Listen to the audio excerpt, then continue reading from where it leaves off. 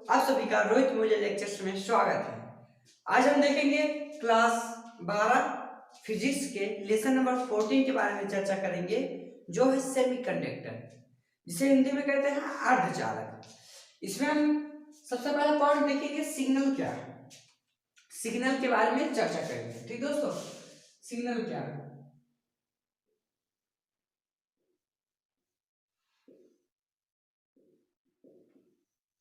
Signal क्या है? Signal signal एक ऐसा माध्यम है जिसके द्वारा हम सूचनाओं को आदान प्रदान करते हैं या एक स्थान से दूसरे स्थान तक ले जाते हैं या बताते हैं या आदान प्रदान करते हैं। उसी को क्या कहते हैं दोस्तों? सिग्नल कहते हैं। एक ऐसा माध्यम जिसके द्वारा हम सूचनाओं का आदान प्रदान करते हैं, उसी को हम सिग्नल कहते हैं। आप नोट डाउन करेंगे सिग्नल क्या है? वह माध्यम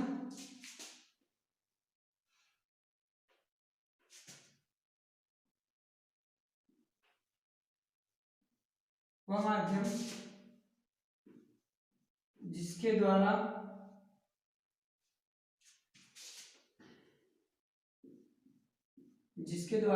सूचनाओं का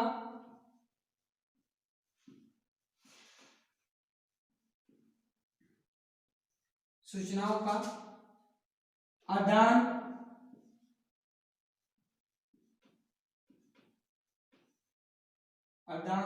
और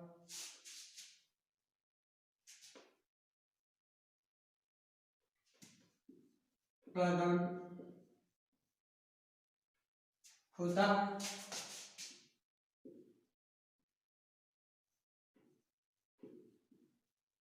उसे सिग्नल कहते हैं।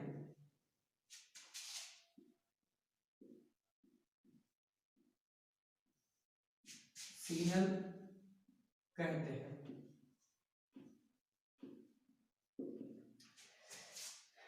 वह माध्यम जिसके द्वारा हम सूचनाओं का आदान प्रदान करते हैं, उसे क्या कहते हैं दोस्तों? सिग्नल कहते हैं। सिग्नल जो होता है वो दो प्रकार का होता है, इसके बारे में चर्चा करेंगे। सिग्नल जो होते हैं वो दो प्रकार के होते हैं।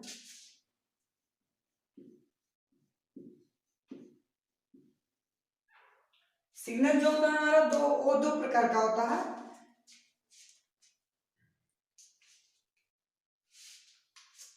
Analogue signal and digital signal जो होता है। एनालॉग सिग्नल पहला जो है analogue signal and digital signal, इसको इंग्लिश में यही कहते हैं, एनालॉग सिग्नल और डिजिटल सिग्नल। ठीक दोस्तों, नोट डाउन करेंगे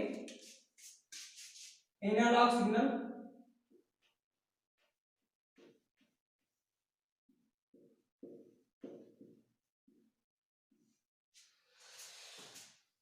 और इसको कहते हैं डिजिटल सिग्नल, जो दूसरा प्रकार है।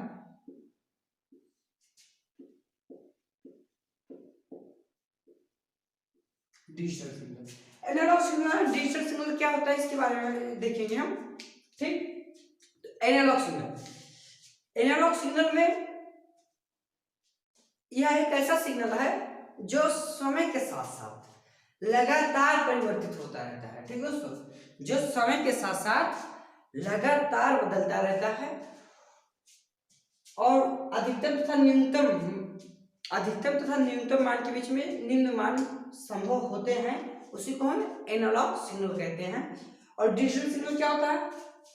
वे सिग्नल जिनमें केवल दो ही मान संभव हो सकते हैं, या तो कोई निश्चित मान होता है या तो शून्य मान हो सकता है। ठीक दोस्तों, तो इसमें डिजिटल और एनालॉग सिग्नल क्या है?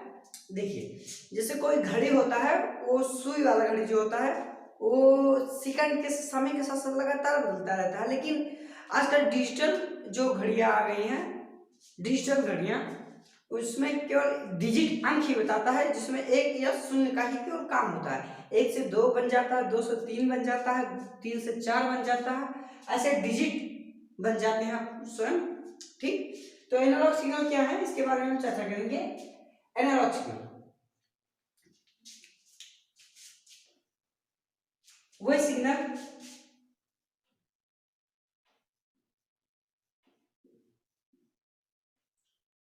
सिग्नल जो समय के साथ के साथ लगातार बदलते रहते हैं,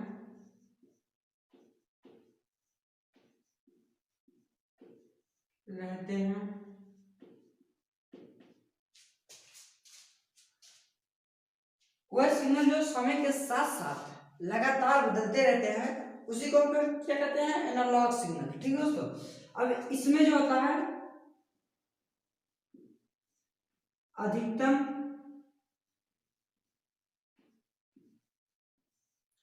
तथा न्यूनतम के बीच निम्न मान संभव हो सकते हैं,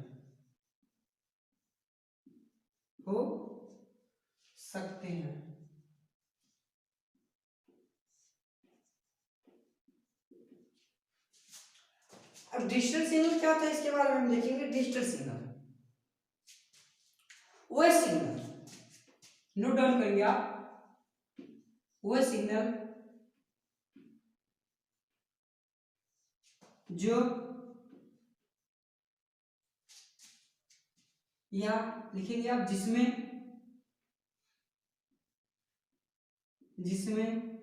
केवल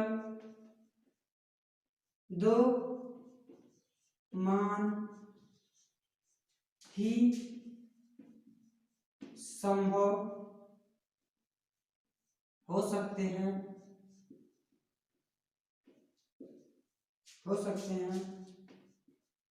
या तो कोई निश्चित मान होता है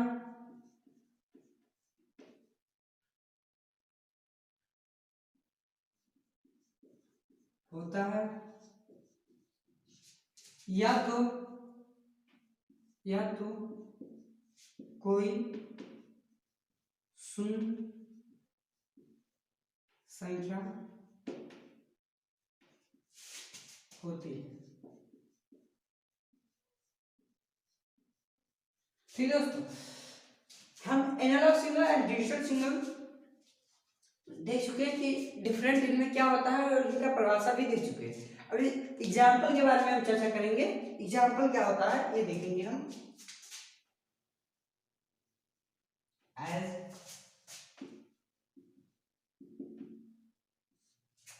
एग्जाम्पल में देखेंगे हम, एग्जाम्पल में हम देखेंगे, जैसे देखिए ये कह रहा है जो समय के साथ साथ लगातार बदलते रहते हैं, इनमें अधिकतम तथा न्यूनतम के बीच जो होता है निम्न मान संभव हो सकते हैं, उसी को हम क्या कहते हैं, एनालॉग सिग्नल कहते हैं।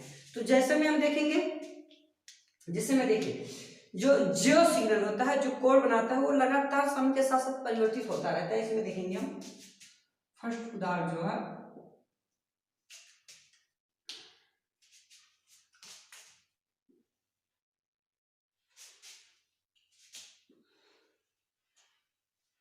देखिए ये जो होता है हमारा जो सिग्नल होता है, ये जो हमने ग्राफ बनाया है,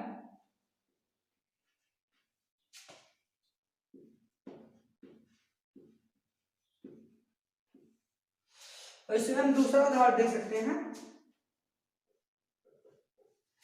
दूसरा जो होता है जो सिग्नल के बाद त्रिभुजाकार सिग्नल को भी हम कह सकते हैं कि ये एनालॉग सिग्नल है।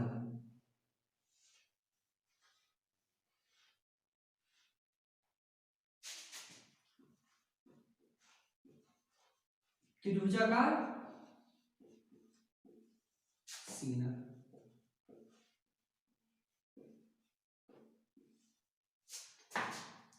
इसमें देखेंगे हम जो होता है, इसमें केवल जो होता है दो ही मान संभव हो सकते हैं, या तो कोई शून्य हो सकता है या तो केवल एक निश्चित मान ही हो सकता है। ठीक, तो देखेंगे हम इसमें एग्जाम्पल के बारे में कुछ चर्चा करेंगे। देखिए इसमें जो होता है एग्जाम्पल में हम आयताकार को ले सकते हैं। देखिए इसमें या तो कोई शून्य मान ही है या तो कोई अधिकतम मान ही संभव है। ठीक, तो इसको हम कहते हैं आयताकार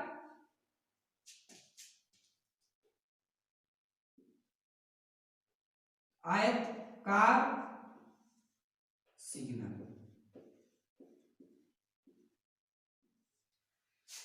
ठीक है दोस्तों, ये जो होता है analogue signal and digital signal में क्या रिलेशन है, ये बहुत इंपॉर्टेंट है आप लोगों के लिए। ठीक दोस्तों, इसके बाद इसके अगला जो टॉपिक है हम देखेंगे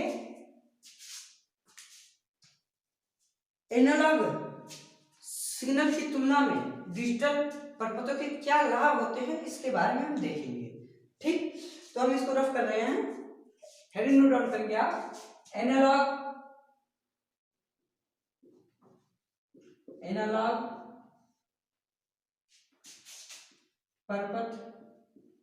परिपथों की तुलना में डिजिटल एनालॉग परिपथों की तुलना में डिजिटल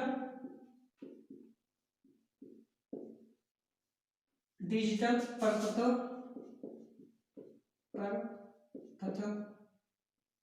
के लाभ। ठीक दोस्तों, एनालॉग परिपथों की तुलना में डिजिटल परिपथों के लाभ के बारे में हम देखेंगे क्या होता है। ठीक दोस्तों,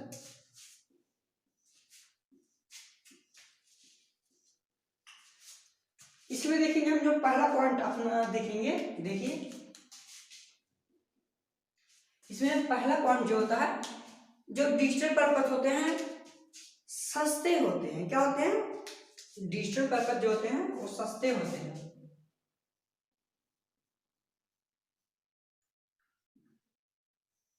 परिपथ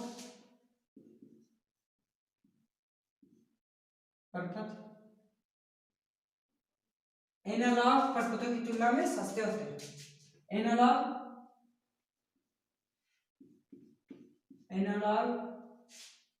परिपथों की तुलना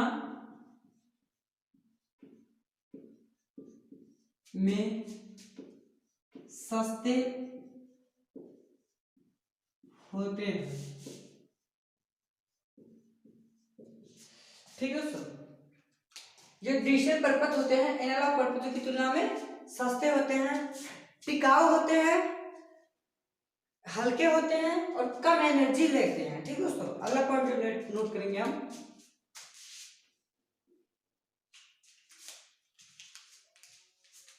डिजिटल परिपथ एनालॉग परिपथों की तुलना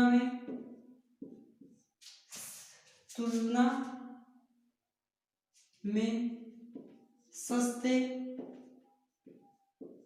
हल्के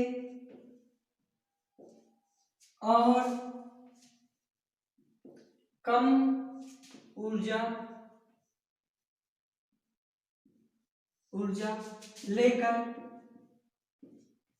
चलते हैं।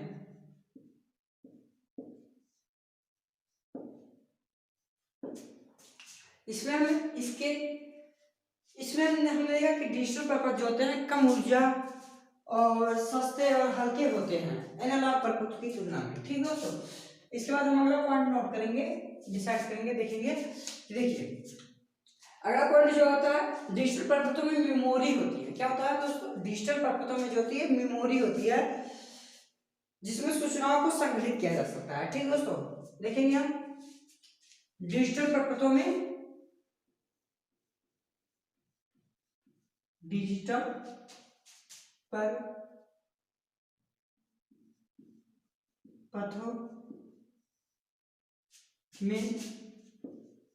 मेमोरी होती है,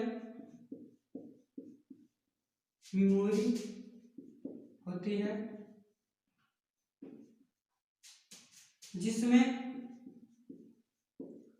सूचनाओं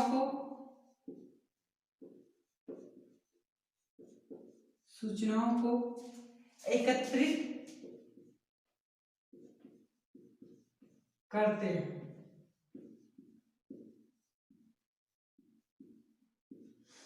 ठीक है दोस्तों। डिजिटल परपथों में मेमोरी होती है जिसमें हम सूचनाओं को एकत्रित करते हैं। ठीक है दोस्तों। अब डिजिटल परपथों में जो होते हैं बड़े बड़े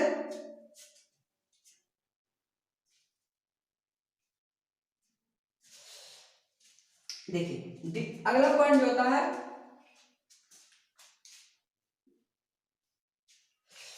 डिजिटल परपथों में बड़े बड़े जो होते हैं, बड़े बड़े परपथ जो होते हैं, बड़े बड़े जटिल परपथ होते हैं, उनको एक चिप में, छोटे से चिप में संविचित किया जा सकता है जिसे हम आईसी कहते हैं। ठीक, देखेंगे, हम नोट डाउन करेंगे।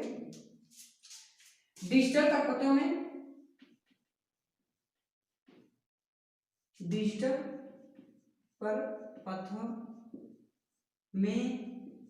हम बड़े बड़े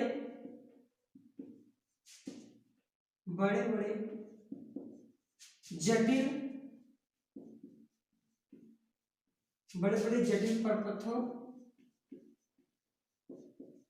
को संविचित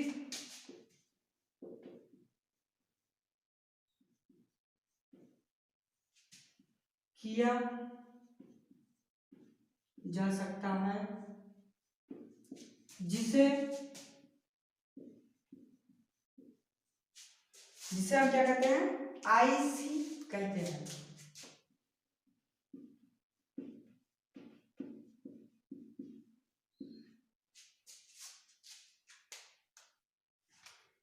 आईसी कहते हैं।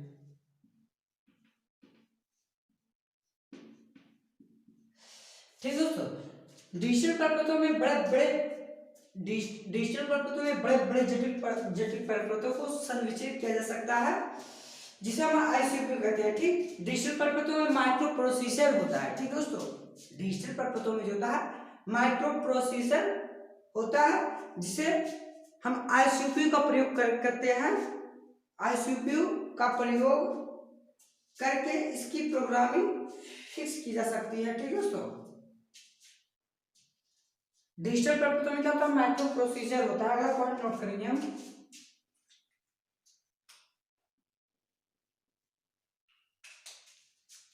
डिजिटल परपथों में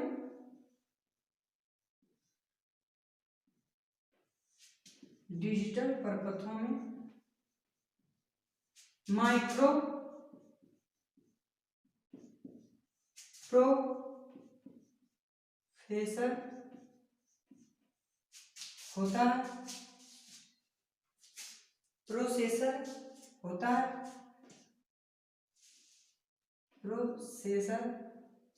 होता है।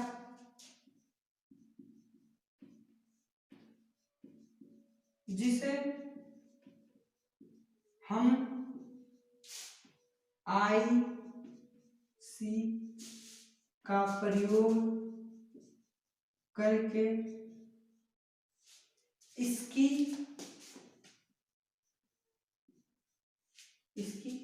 प्रोग्रामिंग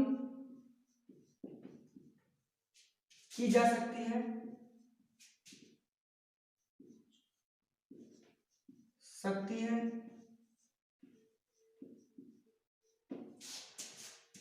जिसे हम अलग अलग परपथों में उपयोग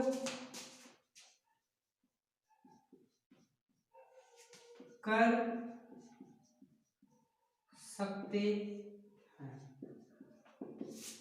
ठीक है दोस्तों, डिजिटल परपथों में माइक्रो प्रोसेसर होता है जिसे हम आईसीयू का प्रयोग करके इसकी प्रोग्रामिंग फिक्स कर सकते हैं, जिसे हम अलग अलग परपथों में यूज कर सकते हैं। आज इस पार्ट में बस इतना ही। इसके अगले पार्ट में देखेंगे बाइनरी संख्या पद्धति क्या होता है, और नहीं। जय हिंद, जय भारत।